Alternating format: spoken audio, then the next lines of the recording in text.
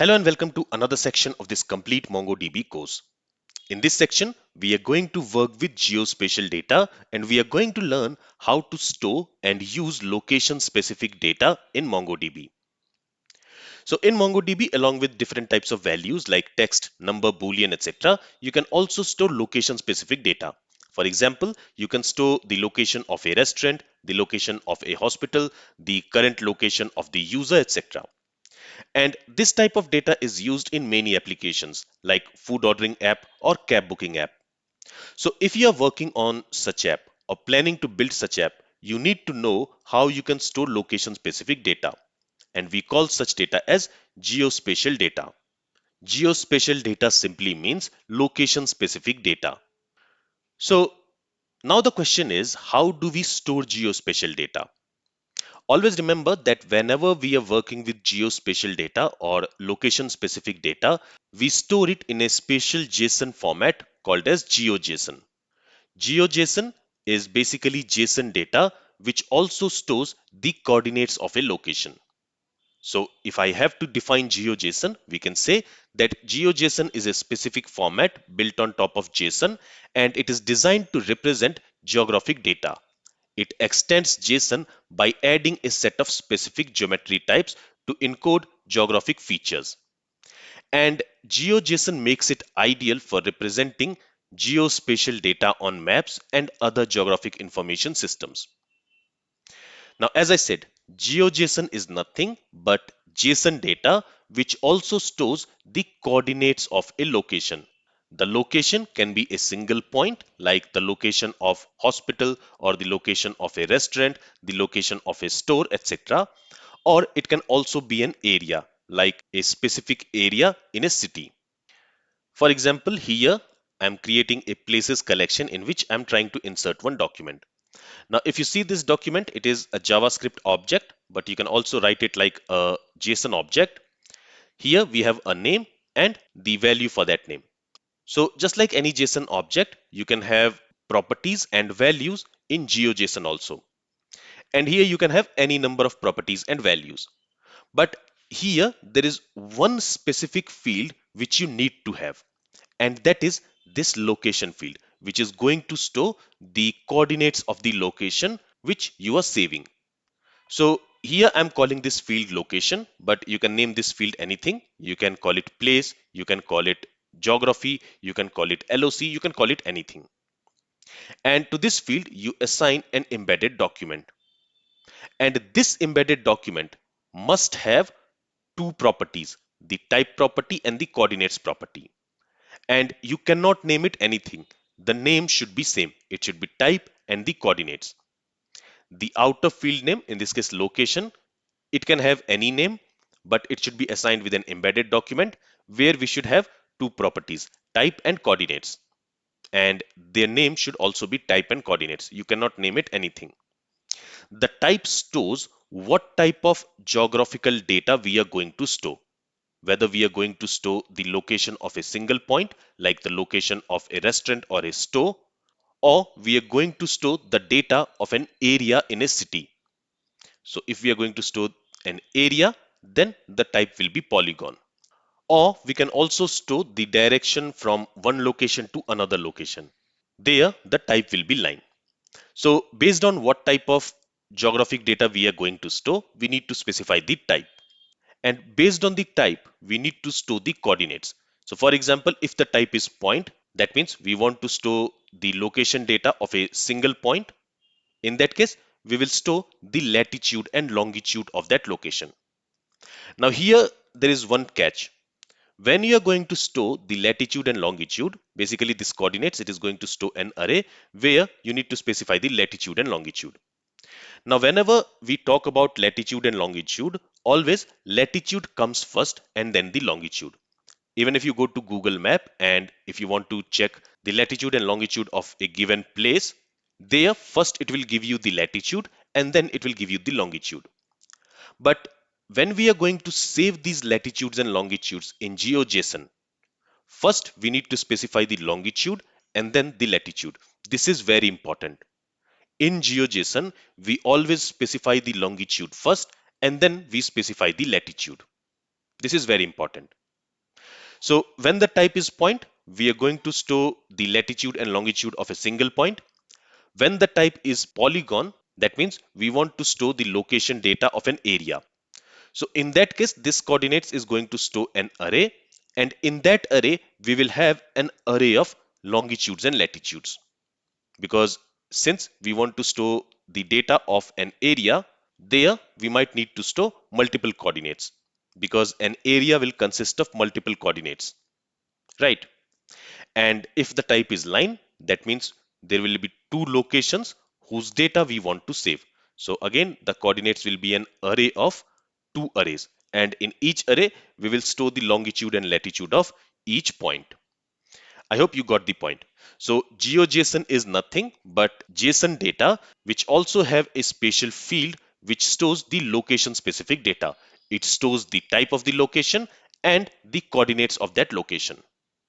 So always remember that whenever we want to work with geospatial data, location specific data, we always use GeoJSON format. All right, now let me show you this practically. So let's first go to Mongo shell. Here, let me go ahead and let me create a variable. Let's call it location. And to this, I'm going to assign an array. And in this array, what I want is I want to save the name of the location, and I want to save the location. And here for the location field, I'm going to specify an object. In this object, I'm going to specify what type of location I'm going to save, whether it is going to be an area, a point, or a line. Okay, so here I want to store a single location. So in that case, the type will be point. And now I need to specify the coordinates. Okay, so it should be coordinates, which is going to be an array. And in this array, first we need to specify the longitude and then the latitude. All right. Now from where we are going to get these details? So for that, let's go ahead and let's open map. So in Google, you need to type my maps because here we are going to create a new map. Okay. So my maps is a feature provided by Google.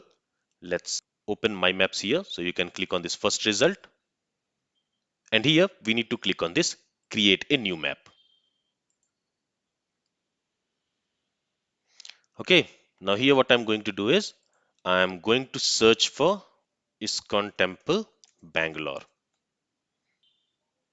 Okay, so here is the location for ISKCON Temple, Bangalore. Now what I'm going to do is here I'm going to put a marker. So for that we can click on this add marker button. Let's put a marker here. Let's save this, and here I can get the latitude and longitude of that marker. Okay, and now what I'm going to do is I'm going to save it in this coordinates. And as I mentioned earlier, from the Google map, we will get the latitude first. So this is the latitude and this is the longitude. But when we are saving it in GeoJSON data, first the longitude will come. So let me cut it from here and let me paste it here. Let's also go back, and from here, let's copy the name. Okay, and let's specify that name here. Okay, so from the Google map, we searched for a location, we got its name, and then we also got its coordinates. And for now, only name and location field should be enough for me in order to work with this geospatial data. We can also add other fields. For example, I can also go ahead and I can add category. So here for the category, I can say it is a temple. Okay, and in the same way, we can also add other fields. But for now, this should be it. Okay, and just like this object, I have also created few more objects, and in order to save some time, I have created it and pasted it in the notepad. So what I'll do is I'll copy it from here, these four location details. Let me go ahead and let me add it inside an array, and let me also cut this document and let me paste it as the last element here. Okay, and let me also go ahead and let me add this category for each of the documents which we have just copied. So for Kingston Hotel, let's say category is hotel. Then we have this Orion Mall. So for this, let's say category is maybe mall. Then we have Phoenix One Bangalore. This is also a mall. So here also I'll say category is mall. And finally, here we have an apartment. So here I'll say category is residency. Okay, so these are our 5 location specific documents where we have a name for the location, the category for the location, and we are also storing the coordinates for that location. And each location is a single point. So that's why the type of each location is point. Later in this section, we are also going to talk about areas. So there you will understand the type can also be a polygon or a line. Okay, so now what we will do is let's copy this array, and here let me write db.places. So we want to have a places collection in which we want to insert all these documents. So I'm going to use insert many, and to that I'm going to pass that array. And now I can go ahead and I can delete this array.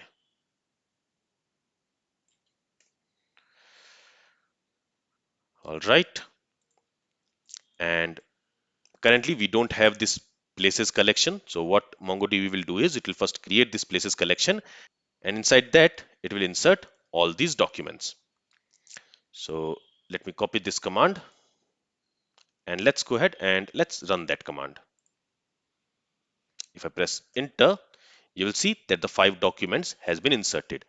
If I say db.places.find, it is going to find all the documents and it is going to show it to us. So each document has the name, category, and location, which stores the type of the location and the coordinates of the location. Okay. Now, before wrapping up this lecture, what I will also do is let me go ahead and let me search for these locations in the map and let me mark it. So we have already marked the ISKCON temple. Let's search for Kingston Hotel. Let's also mark this location. So let's click on this add marker and let's select this and save it. Then let's search for third location. Let's search for it and let's mark it. Then the next location is Phoenix One Bangalore. Let's search for this and let's mark it. Okay. Finally, let's also search for this apartment and let's mark it. Okay, so if I zoom out, you will see here we have the 5. This is our first location, second location, third location, fourth location, and this is our 5th location. Okay, all right. So in the next lecture, let's see how we can find all the nearest places near to a given location. So for example, let's say here is my current location, and from here I want to find what are all the nearest places from my current location. And we are going to check for the nearest places from our places collection. So in places collection, we have 5 documents. Out of these 5 documents, which place is near to my current location? We will see how we can do that in our next lecture. This is all from this lecture. Thank you for listening and have a great day.